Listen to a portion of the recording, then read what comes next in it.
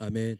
여러분 오늘부터 저희와 함께 우리가 함께 이제 사무엘하 말씀을 묵상하게 됩니다. 한 2달 정도, 한 6월, 7월까지 이렇게 사무엘하 말씀을 묵상하게 될 것 같습니다. 여러분 원래 이 사무엘하 말씀은 이 사무엘상과 한 권으로 이루어진 책이었습니다. 그러면서 이 기원전 2세기에 이 히브리어에서 헬라어로 번역이 되면서 그때 2권으로 사무엘상과 사무엘하로 나눠지게 된 것이에요. 그래서 여러분 이 2권으로 나눠지게 될 때 어디가 중간이가라고 보니까 사울의 죽음을 기점으로 하면 좋겠구나. 이때를 사무엘 상하를 나누는 기점이 되었으면 좋겠다라고 하면서 이 사울의 죽음을 기준으로 하였습니다. 그래서 여러분 이렇게 이해하시면 좋을 것 같아요. 사무엘상은 선지자 사무엘과 사울 왕이 중심이에요. 그리고 사무엘하는 다윗 왕이 중심입니다. 다시 한번 정리할게요. 사무엘상의 중심은 누구라고요? 선지자 사무엘과 사울 왕이 사무엘상의 중심 인물이라고. 그리고 사무엘하의 중심 인물은 누구라고요? 다윗입니다. 다윗. 여러분 우리는 이제 사무엘상하로 불리니까 마치 이제 사무엘이 주인공처럼 여기기 쉽지만 그렇지 않습니다. 사무엘상하의 주인공은 다윗입니다. 한번 따라 볼까요? 사무엘상하의 주인공은 다윗이다. 여러분 다윗이 어떤 사람이며 어떤 일을 했는지 다윗을 주목하고 있어요. 그 이유는 다윗이 위대하기 때문이 아니라 하나님이 이 다윗을 하나님 나라의 대표자로, 그러니까 대리 통치자로 부르셨기 때문이에요. 그러니까 하나님이 어떻게 다스리고 나라를 이끌어 가는지 다윗을 통해 보여주시고자 하는 것입니다. 그래서 여러분, 저와 여러분이 사무엘하를 묵상할 때 누구를 주목해야 되냐라고 하면 다윗을 주목해야 됩니다. 그런데 말씀드린 것처럼 다윗이라는 인물 때문에 주목하는 것이 아니라 하나님이 다윗을 통해 하나님의 나라를 보여주시기 위함입니다. 아멘. 여러분 무슨 말인지 좀 이해가 되십니까?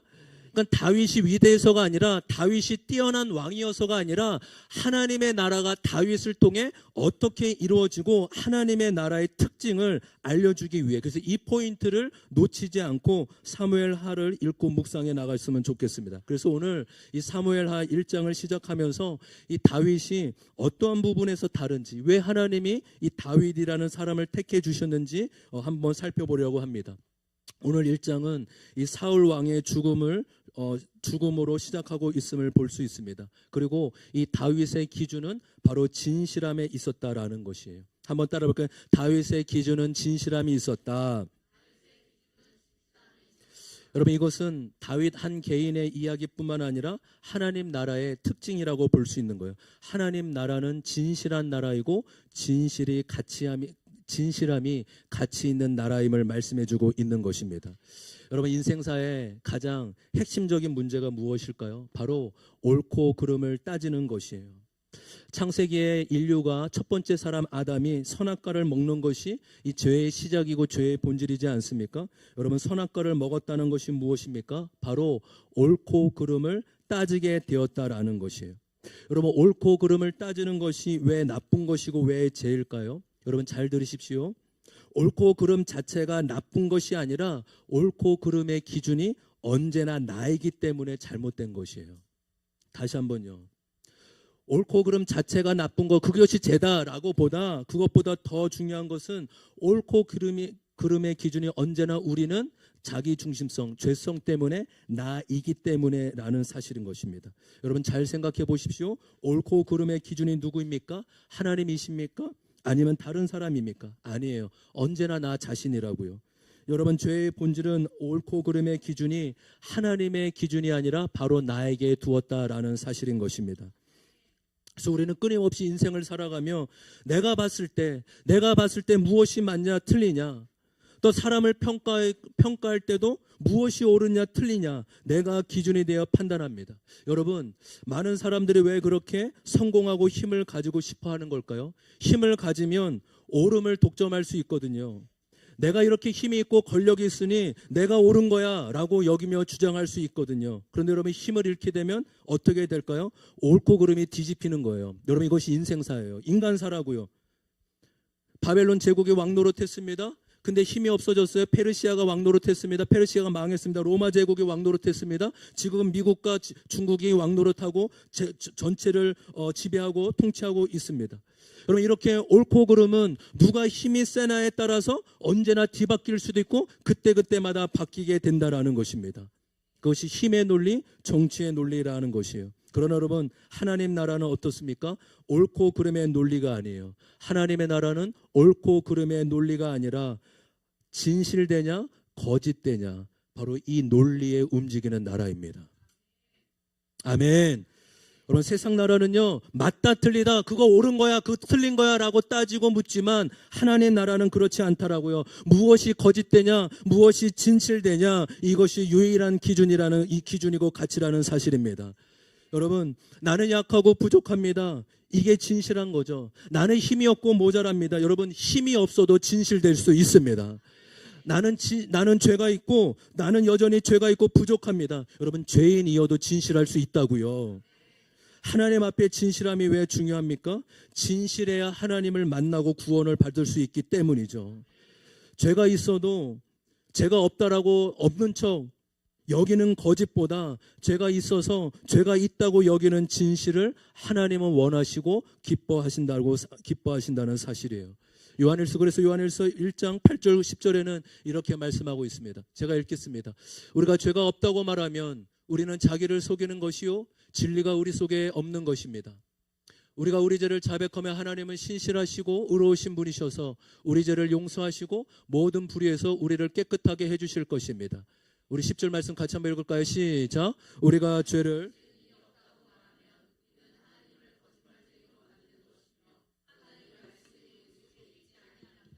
아멘. 여러분, 하나님은 진실을 원하시는 분이십니다. 하나님은 내가 죄가 있으면 하나님 나를 받아주지 않을 거야. 하나님 나를 기뻐하지 않을 거야. 경면아, 그래, 왜 이렇게 왔다 갔다 해? 그래, 앉아 있어요. 그래요. 아까 한번 갔다 왔지? 그래요. 이때 아빠 말 잘 듣네요 오늘. 그래요. 잘했어요. 여러분, 이 약속의 말씀 너무나 중요한, 우리가 요한일서 1장 9절 말씀 외우는 너무나 중요한 말씀 아닙니까? 하나님은 하나님을 속이고 나 자신을 속이는 것을 기뻐하지 않으신대요. 오히려 하나님, 저 넘어졌어요. 제가 또 하나님이 미워하는 죄를 지었네요. 저를 불쌍히 여겨주세요. 이렇게 진실해야 하나님을 만나게 되는 것입니다. 여러분, 그래서 우리가 가진 이 66권의 성경은 옳고 그름의 기준으로 따지지 않는 것이에요. 여러분, 사울이 다윗보다 악해서 버림받은 게 아니에요.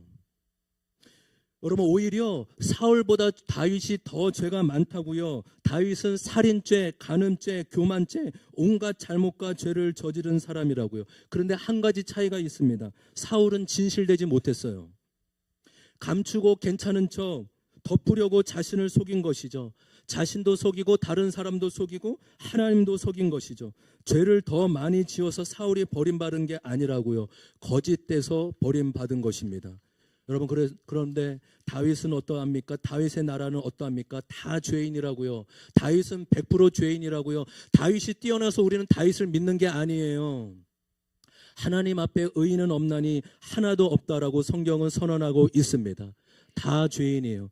그래서 은혜가 필요로 하고 은혜가 왕노릇하는 나라가 하나님 나라인 것입니다. 하나님, 제가 있는 모습 그대로, 나의 죄된 모습 그대로 나아가오니 저를 불쌍히 여겨주시고 받아주시옵소서. 여러분, 이 진실함이 가치가 되는 나라가 하나님 나라의 특징임을 믿습니다. 여러분, 그래서 우리가 이 성경은 누가 더 착하냐, 누가 더 나쁘냐, 하나님 앞에 착한 사람, 나쁜 사람, 악한 사람, 선한 사람은 없다고요. 인간은 모두 다 100% 죄인이다라고 성경은 선언하고 있습니다. 여러분, 감옥에 있는 사람은 그 마음의 생각을 행동으로 옮겨서 감옥에 갇혀 있는 것뿐이고, 저와 여러분은 차마 그 생각을 행동으로 옮기지 못했기 때문에 이 세상을 자유롭게 살아가고 있는 것이죠. 여러분, 예수님은 그 당시에 가장 손가락질 받고 욕을 먹는 세리장을 택하시고 부르셨어요.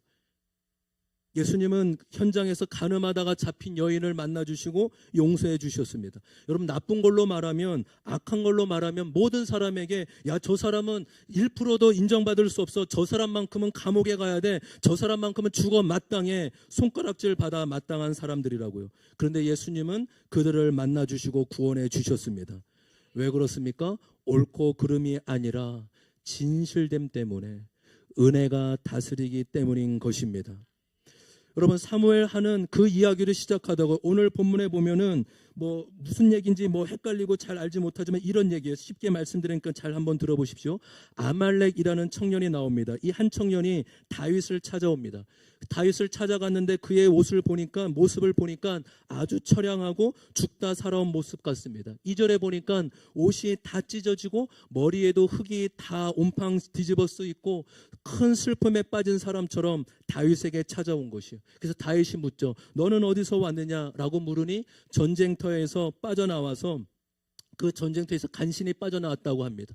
그 전쟁터에서 많은 사람이 죽게 되었고 사울 왕과 그의 아들 요나단도 전사했다고 합니다. 그러자 이 다윗이 깜짝 놀라 뭔가 심상치 않고 느끼고 다시 묻죠. 그래서 5절에 보니 네가 그것을 어떻게 아느냐라고 묻습니다. 이때부터 이 아말렉 청년의 거짓말이 시작되는 거예요. 6절 말씀 한번 볼까요? 6절 말씀 같이 한번 읽어보겠습니다. 시작. 다윗에게 소식을 전하는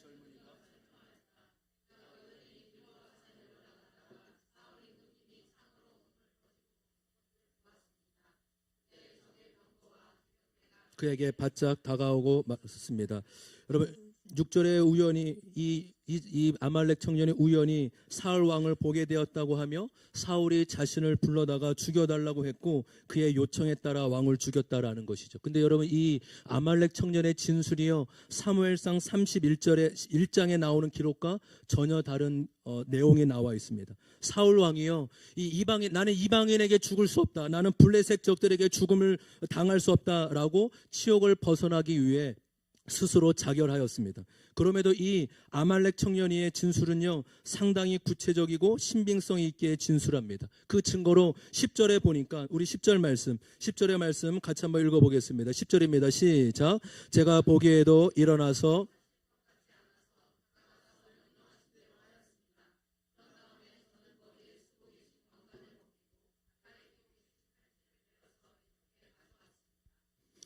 그 증거로 지금 자신의 말이 사실인 증거가 사울의 왕관과 팔찌를 빼서 갖고 왔다고 합니다. 여러분, 지금 이 아말렉 청년은 거짓말을 하고 있는 거예요. 진실을 버리고 있다고요. 왜 거짓말을 하고 있을까요? 자신의 욕심과 이익을 얻으려고 하기 때문이에요. 거짓말을 하면 자신의 욕심을 챙기고 이득을 얻을 수 있기 때문인 것이죠. 여러분, 아말렉 청년을 지금 시대로 말하면 아주 처세술이 뛰어나고 분석력이 뛰어나고 영리한 사람이라고 볼 수 있다고요. 그는 사울과 다윗의 정치적인 관계를 정확하게 알고 있었어요. 그가 생각하기에 이 사울의 죽음이 다윗에게 가장 기뻐할 소식이라고 여겼던 것이죠. 이제 사울의 시대는 저물고 다윗의 시대가 열릴 줄 알았던 것이죠. 그래서 자기가 지금 어디 편에 서 있어야 되는지, 어떤 말을 해야 될지 너무나 잘 알고 있는 사람이라는 거예요. 여러분, 지금 이 사울의 왕관과 팔찌를 내민다는 것은 무엇입니까? 이제 사울이 더 이상 왕이 아니라 다윗, 당신이 왕입니다. 당신이 이 나라의 왕입니다 라고 그렇게 고백하고 있는 의미인 거죠. 여러분, 이 사람은 멍청한 사람이 아니라고요. 어리석은 사람이 아니라 아주 명석하고 영리한 사람입니다. 여러분, 보통 사람이면 왕관 하나만 챙기고 그것만 가지고 도망가도 남는 장사라고요. 그 사울 왕의 왕관 얼마나 무겁고 금과 보석들이 얼마나 휘황찬란하겠어요. 그것만 갖고 보통 도망가지 않겠어요? 근데 이 사람은 이것을 가지고 얼마나 더 불릴 수 있을까? 이것을 가지고 얼마나 더 큰 이득을 볼까 생각했던 거 아니겠어요? 왕이 되면 내가 어쩌면 다윗 곁에 최측근의 사람으로 등용될 수도 있어. 이런 계산을 하며 찾아온 것 아니겠냐고요. 그러니까 인간적으로 보면 센스 있고 줄 잘 서는 사람이라고요. 근데 여러분, 하나님 보실 때 아니라는 사실입니다. 탁월하고 영리해도 거짓된 삶을 하나님은 기뻐하지 않는다고 말씀하십니다. 하나님 앞에서는 거짓이 아니라 진실만 통하기 때문임을 믿습니다. 여러분, 하나님 나라에 거짓이 통하면 그게 무슨 하나님 나라겠어요? 하나님의 나라에서는 부족해도 괜찮습니다. 여러분, 하나님 나라에서는 더러워도 괜찮습니다. 하나님 앞에 진실을 대기만 하면 될 줄 믿습니다. 왜요? 부족하면 도와달라면 되는 거예요. 더러우면 깨끗게 해달라면 되는 거예요. 하나님, 제가 죄된 모습으로 나왔습니다. 저를 불쌍히 여겨주시고 저를 용서해 주십시오. 그렇게 주님 앞에 은혜를 구하면 되는 것임을 믿습니다. 여러분, 저와 여러분이 거짓을 미워하는 인생이 되었으면 좋겠어요. 제가 우리 친구들을 다음 세대에게 누누이 얘기하잖아요. 하나님은 컨닝 같은 인생을 기뻐하지 않아요. 한 문제만 더 맞히면 서울대 갈 수 있어요. 한 문제 근데 틀리면 서울대 못 가요. 어떻게 해야 될까요? 한 문제 못 맞히고 서울대 안 가는 게 하나님 기뻐하는 삶이라고요. 우리 친구들 아멘 합시다. 아멘. 하나님 컨닝, 거짓 있는 인생을 기뻐하지 않는다고요. 제가 산 증인이라고 몇 차례 말씀드렸잖아요. 저희가 컨닝한 인생, 고등학교 때, 대학교 때 컨닝한 거 다 들켰어요. 빵점 처리되고. 하나님 다 보고 계시네.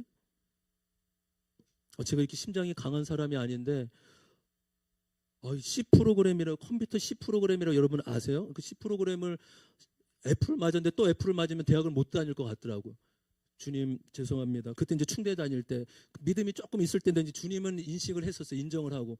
근데 더 이상 이거 F 한 번 더 맞으면 못 다닐 것 같아서 주님 컨닝 하겠습니다 했는데 딱 하자마자 걸린 거죠. 저희 인생에 2번, 고등학교 때 빵점, 이 대학교 때 F 2번. 하나님은 컨닝을 기뻐하지 않으세요. 100점 맞아도 괜찮아요. F 2번 맞아도 괜찮습니다. 여러분, 저와 여러분이 거짓을 미워하고 진실을 사랑하는 자가 되기를 소망합니다. 우리 적용 질문 같이 한번 읽어볼까요? 적용 질문입니다. 우리 같이 적용 질문입니다. 시작. 내가 인정받고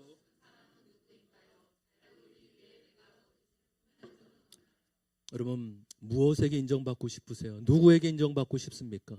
인정받기 위해 나를 꾸미고 거짓된 모습으로 나아가는 것은 없는지 다시 한번 우리의 삶을 돌아보기를 소망합니다. 두 번째로 하나님의 나라 다윗의 나라는 말씀이 기준되는 나라라는 사실입니다. 한번 따라 해보실까요? 말씀이 기준이 되는 나라. 여러분, 다윗이 왕이기에 다윗이 다스리는 나라가 아니라 말씀이 다스리는 나라예요. 다윗이 자신에게 찾아온 이 아말렉 청년을 죽입니다. 14절과 15절 제가 읽겠습니다. 14절 15절입니다. 다윗이 그에게 호통을 쳤다. 내가 어떻게 감히 겁도 없이 손을 들어서 주님께서 기름을 부어 세우신 분을 살해하였느냐. 그리고 다윗이 부하 가운데서 한 사람을 불러서 가까이 가서 그를 쳐 죽이라고 하고 명령하였다. 명령을 받은 그 사람이 그를 칼로 치니 그가 죽였다. 여러분, 왜 죽였습니까? 14절에 그 이유가 나오는데 주님께서 기름 부어 세운 분을 살해했기 때문이라는 것이에요. 다윗은 지금 감정적으로 그 청년을 죽인 것이 아니라 바로 말씀을 기준해서 그렇게 한 것입니다. 그러니까 말씀에 대해서는 타협의 여지가 없었던 것이죠.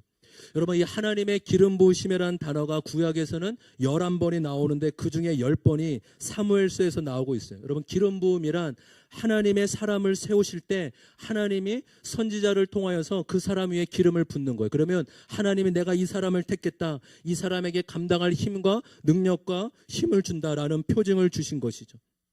여러분, 다윗은요 오랫동안 10년이 넘는 시간 동안 다윗 왕에게 쫓김을 당하고 죽음을 처한 위기에 처했어요. 눈을 뜨시고 저를 보시고 하실 때 늘 쫓김을 당했지만 그 광야 생활 가운데 사울을 직접 죽일 수 있는 기회가 2번 있었습니다. 근데 다윗이 여러분 사울을 죽일 수 있는 딱 두 번의 기회, 10년에 넘는 괴롭힘을 당하는 시간 가운데 딱 2번 죽일 수 있는 기회, 단 한 번의 칼을 뽑으면 광야 생활은 끝날 수도 있어요. 근데 다윗이 사울을 죽였을까요? 안 죽였을까요? 죽이지 않았어요. 다윗은 스스로 포기했다라는 것입니다. 그 이유는 하나님의 기름 부음 받은 자를 자신이 처리할 수 없었기 때문인 것이죠. 그를 함부로 건드린다는 것은 하나님이 세우신 권위를 믿지 못하는 불신이었기 때문인 것입니다. 여러분, 다시 말해 다윗의 나라는 어떠합니까? 말씀이 기준이 되는 곳입니다. 말씀이 중심이 되고 말씀이 기준이 되어 다스리는 나라를 말하고 있는 것이에요. 여러분, 다윗의 삶에 누가 있는지 알아요? 늘 선지자가 다윗 곁에 있었어요. 사무엘 선지자가 있었고 그 다음에는 갓 선지자가 있어서 다윗이 힘이 빠지면 다윗을 위로하고 세워줬습니다. 또 때로 다윗이 넘어지고 죄에 넘어지고 묻어지면 선지자가 다 찾아와서 다윗을 책망하는 거예요. 다윗 왕이요, 이럴 수 있습니까? 지금 이렇게 죄에 넘어질 수 있습니까? 회개하며 하나님께 돌아오십시오. 죄를 지적하고 책망하기도 하였습니다. 여러분, 다윗은 말씀의 지시를 받고 말씀을 떠나지 않는 인생이었어요. 반면에 사울 왕은 어떠합니까? 말씀을 듣는 것을 귀찮아하고 실증을 냈어요. 자신에게 싫은 소리를 하는 제사장들을 다 죽여버렸다고요. 자신을 직언하는 사람들을 다 없애버렸어요. 여러분 어떠세요? 듣기에 좋은 말, 잘 되고 위로하고 격려하는 말만 좋아하십니까? 그런 말도 소중하고 중요하지만 책망과 조언을 들을 수 있는 저와 여러분 되기를 소망합니다. 여러분 주변에 책망과 조언을 해주는 사람이 있다라면 그것이야 진정 복된 인생임을 믿습니다. 사울은 말씀을 전해주는 사람을 죽이니 들을 사람이 없는 것이죠. 그래서 나중에 어떻게 하죠? 들을 데가 없으니까 답답해서 무당을 찾아가서 답을 얻으려고 합니다. 다윗 인생이 거기서 끝나요. 다윗의 인생이 큰일 날 뻔했네요. 그렇죠? 누구 인생이죠? 사울의 인생이 거기서 끝납니다. 하나님의 말씀을 전하는 선지자들을 다 죽이니까 이제 하도 말씀이 안 들리니까 죽은 무당을 찾아가서 답을 얻으려고 합니다. 접신을 하게 되죠. 그러고 나서 그가 전쟁에 나가게 되고 최후의 죽음을 사울의 인생이 맞이하게 됩니다. 여러분, 다윗과 사울의 인생의 차이가 여기가 있다고요. 말씀이 있는 인생이냐, 말씀이 기준되는 인생이냐, 이것만이 차이가 있는 것입니다. 여러분, 말씀을 따르는 인생이 때로는 짐처럼 무겁고 힘들기도 해요. 왜요? 내가 기준이 아니라 말씀을 기준으로 살아가는 삶이 쉽지는 않다고요. 때로는 무거운 짐처럼 느껴진다 한다고요. 여러분, 군대에서 무전병 여러분 아세요? 무전병? 우리 자매님들은 잘 모르겠지만 이 무전병들은 통신으로 상황을 주고받고 지금 전쟁에서 아주 중요한 중간 역할을 하는 거예요. 지금 어떻게 전시가 이루어지고 있고 지금 우리 편의 상황이 어떤지. 그래서 여러분, 무전병이 죽으면 전력에 큰 손해를 입게 됩니다. 전에는 이 등 뒤에 막 이따만한 막 배터리 막 전화기에서 막 무전병이 진짜 힘들어요. 무게가 있기 때문에. 근데 이제 좀 이게 보니까 달라진 것 같아요. 미국이나 한국 보면요, 요즘에 헬멧에 마이크나 카메라가 있더라고요. 유성준 성도님 맞나요? 이 헬멧에 카메라나 이런 무전기 이렇게, 그렇죠? 맞죠? 맞아요. 우리 특수경찰 우리 성도님 말하면 맞는 거예요. 그러니까 예전에는 막 등 뒤에 무거운데 지금은 카메라와 이 헬멧에 달린 카메라와 또 이 마이크로 상황을 주고받는 것이죠. 그래서 이제 귀에 이어폰도 꽂으면서 상황을 주고받고 전달하는 것입니다. 여러분, 그러니 이 카메라와 이 마이크를 지닌 헬멧이 얼마나 중요한 도구겠어요. 근데 여러분 생각해 보십시오. 보통 맨몸으로 다니는 것보다 헬멧을 쓰고 카메라와 마이크가 달린 거 귀찮고 성가시지 않겠어요? 그건 무겁고 귀찮다고 벗어버리면 어떻게 되겠어요? 그 병사는 낙오자가 되고 죽게 되는 것이죠. 그리고 전달받지 못하는 팀원들도 다 치명타를 입고 죽을 수밖에 없는 것입니다. 여러분, 우리의 인생에 하나님의 말씀이 그 역할을 하는 것임을 믿습니다. 말씀이 우리의 헬멧이라고요. 말씀에 마이크와 카메라가 달려 있는 것입니다. 여러분, 거추장스럽고 무겁다고 버리지 마세요. 왜요? 생명과 관련이 있기 때문인 것이죠. 단지 성공하냐 못하냐가 차이에 그것만 벗어도 돼요. 근데 헬멧은 생명과 연관이 있기 때문인 것이에요. 그 헬멧이 나를 살리고 단절되지 않게 하는 것임을 믿습니다. 말씀이 있는 인생, 말씀을 듣는 인생이 생명에 가는 승리에 가는 길로 우리를 인도하여 주실 줄 믿습니다. 마지막으로 다윗의 나라, 하나님의 나라는 구원이 기준되는 나라라는 사실이, 한번 따라볼까요? 구원이 기준이 되는 나라, 구원이 기준이 되는 나라. 여러분, 사울은 다윗의 원수예요. 다윗을 끊임없이 죽이려고 했던 장본인입니다. 그러면 원수가 죽었다면 기뻐해야 될 것 같지 않아요? 아말렉 청년도 다윗이 기뻐할 줄 알고 그 소식을 전한 거 아니겠어요? 보통 사람 같으면 자신을 그렇게 10년, 20년 가까이 못 살게 하고 끊임없이 괴롭히는 사람이 죽었다는 소식을 들으면 어떻겠어요? 할렐루야, 쌤통이다. 야, 드디어 역시 주님은 살아계셔. 주님은 벌하셨어. 역시 주님은 공의로우셔. 이제 두 다리 뻗고 자야 되겠다. 보통 그러지 않겠냐고요. 근데 다윗은 어떠합니까? 기뻐하기는커녕 오히려 애통하면서 마음에 대해 아파하고 있다고요. 그게 하나님 나라의 특징이라고 말씀해주고 있는 것입니다. 여러분, 어떻게 다윗이 이럴 수 있을까요? 바로 다윗은 어떤 일을 만나든지 구원의 이해 속에서 그 사건과 사람을 이해하고 받아들였기 때문입니다. 다시 말해 하나님의 주권, 구원의 관점에서 바라보고 해석했다는 사실이에요. 다윗은 자신의 삶 가운데 사울이 끊임없이 죽이려고 하는 10년의 인생을 그저 재수가 없고 우연히 일어난 일이 아님을 알았던 것이죠. 그것 또한 하나님의 섭리와 구원 가운데 허락하신 사건임을 알게 됐던 것입니다. 왜요? 다윗의 인생 가운데 사울이 있어야만 다윗이 수많은 사람들을 품고 그들을 용서하고 하나님의 구원으로 인도할 수 있도록 하나님이 만들기 위한 허락한 사람임을 믿습니다. 아, 그렇구나. 사울이 나의 구원과 거룩을 위해 붙여주신 사람이구나. 다윗이 깨닫고 고백할 수 있었던 것입니다. 여러분, 그래서요, 다윗이요, 사울과 요나단을 위해 17장, 우리 아마 화요일부터 이제 큐티인데 17절 이하에 보면 애가를 지어서 노래합니다. 그 애가를 보면 사울과 요나단을 같이 칭찬하며 같이 높여주고 있어요. 자신의 친구 요나단만 좋은 사람, 애도한 것이 아니라 자기를 죽이려고 했던 원수인 사울까지도 하나님의 사람 영웅으로 높이며 높여주고 있다라는 사실인 것이죠. 우리 잠언 24장 17절과 18절 말씀 보실까요? 잠언 24장 17절과 18절 말씀 다 같이 한번 읽어보겠습니다. 시작.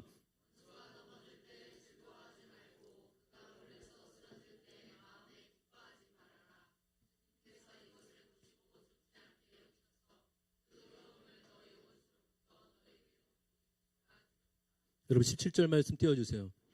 여러분, 원수가 잘못된 거 안 되는 거 기뻐하지 말라고 하나님 말씀하세요. 하나님이 그 마음을, 그런 사람을 기뻐하지 않는데요. 18절 보세요. 왜요? 야, 너 그렇게 당하면 너도 어떡하냐? 하나님 그렇게 말씀하시는 거예요, 우리에게. 너 원수가 난되는 꼴, 망하는 꼴 기뻐하다가 너도 그렇게 되면 어떡하냐? 그렇다고 뭐 하나님 그렇게 해준다는 거겠습니까? 이 의미가 아시겠죠? 이 담긴 의미를. 여러분, 우리를 힘들게 하거나 괴롭히는 사건이나 사람도 우리에게 필요해서 허락한 사건임을 믿습니다. 여러분, 그래서 우리의 인생의 구원과 거룩으로 해석하지 않으면 우리의 삶은 도저히 살아갈 수 없다고요. 아멘. 여러분, 우리의 구원을 위해 그 사건이 있어야만 됐고 그 사람이 있어야 됐다고 성경은 말씀해주고 있는 것이에요. 다윗에게는 사울이나 요나단이나 똑같이 고마운 사람이라는 거예요. 자신의 단짝 친구, 나는 이 사람 없으면 못 죽어라고 여기는 요나단뿐만 아니라 자신을 끊임없이 죽이려고 했던 사울도 다윗에겐 소중한 사람, 고마운 사람으로 남았다라는 것이에요. 우리 다음 세대 친구들 복받는 인생 비결을 알려줄까요? 여러모로 친한 친구들만 놀면 복받는 인생이 아니래요. 나하고 맞지 않고 나하고 틀리고 저 친구는 왕따야. 아우 저 친구는 어떻게 어울릴 수 있어. 그래도 마음만큼은 저 친구 안타깝다, 불쌍하다. 그럼 내가 먼저 손 내밀면 어떨까? 이런 마음이라도 가지면 하나님이 그 사람의 인생을 기뻐하고 원하시는 인생이 될 줄 믿습니다. 다윗이 그랬다고요. 사울이나 요나단이 똑같이 고마운 사람이라고요. 두 사람이요, 다윗의 애가 속에 하나가 되었어요. 원수나 친구가 의미가 없다고요. 원수도 하나고 친구도 하나가 된 것입니다. 어떻게 해요? 구원과 거룩의 관점에서만 일어나게 될 줄 믿습니다. 여러분, 우리는 죄인이기 때문에 끊임없이 네 편, 내 편을 나누려고 한다고요. 여러분, 교회에서 제일 무서운 게 무엇인지 아세요? 목사 편, 장로 편을 나누는 게 제일 무서운 거예요. 여러분, 제 편 아무도 없어야 돼요. 성도님의 편이 아무도 없어야 된다고요. 교회는 원수도 친구도 하나가 되는 것이 하나님 나라임을 믿습니다. 여러분, 학교나 회사에서 편 가르지 마세요. 가정에서 편 가르지 마시라고요. 그럴 때 저도 많네요. 이렇게 보니까 우리 선배나 경매나 아빠 편이 되어줄래? 이렇게 할 때요. 이거 굉장히 하나님 앞에 기뻐하지 않는 죄더라고요. 여러분, 우리는 끊임없이 네 편 내 편 나누는데 하나님 나라에서는 원수도 친구도 하나인 것입니다. 우리가 잘 아는 찬송가 중에 우리 악보 한번 띄워볼까요? 나 이제 주님의 새 생명 얻은 몸이란 찬송이죠. 그 찬송의 3절에 그 다음 거요. 찬송의 3절의 가사를 보면 이래요. 산천도 초목도 새 것이 되었고 죄인도 원수도 친구로 변한다. 여러분, 어떻게 이런 일이 가능할까요? 여기에 비결이 있어요.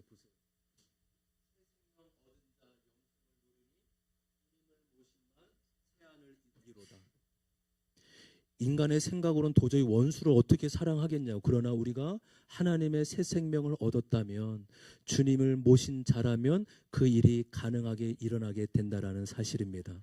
여러분, 저와 여러분은 죽었다 깨어나도 못해요. 그러나 우리 안에 계신 예수 그리스도의 이름이 우리가 원수와 친구도 하나 되게 하는 놀라운 일을 일어나게 될 줄 믿습니다. 다윗이 하나님 나라의 대표자가 된 이유가 무엇이에요? 다윗이 뛰어나서가 아니라고요. 하나님이 기준이 되고 구원을 기준 삼기 때문인 것입니다. 하나님이 미워하는 것을 미워하고 하나님이 기뻐하는 일을 기뻐하셨기 때문인 것이죠. 하나님이 시선에 가 있는 것을 향해 있기 때문인 것입니다. 원수에게 하나님 저 원수를 죽여주시고 안 되게 해주십시오라고 요구하기보다 하나님 그의 영혼을 맡깁니다. 하나님 그를 긍휼히 여겨 주시옵소서. 다윗은 그의 인생을 귀에 기도하고 맡길 뿐인 것입니다. 그 마음과 자세를 하나님께서 기쁘게 받아주신 것임을 믿습니다. 우리 마지막 적용 질문 같이 한번 읽을까요? 마지막 적용 질문입니다. 시작. 나를 힘들게 한 사람의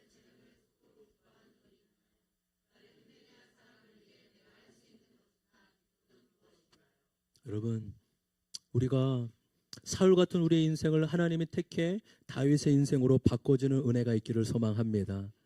그래서 우리가 이제 오늘부터 사무엘을 시작하면서 2달간 이 관점으로 사무엘 하를 묵상했으면 좋겠어요. 한번 넘겨볼까요? 마지막으로 이 3가지의 관점. 첫 번째, 하나님 왜 다윗을 택하셨나? 왜 다윗이 하나님 나라의 대표자인가? 첫 번째, 진실을 기준 삼았다. 두 번째, 하나님의 말씀이 기준되었다. 세 번째, 구원이 기준되었다라는 사실입니다. 저와 여러분 또한 이 구원과 이 가치관과 이 관점으로 세상을 살아가며 승리하는 인생이 되기를 주님의 이름으로 소망합니다. 아멘.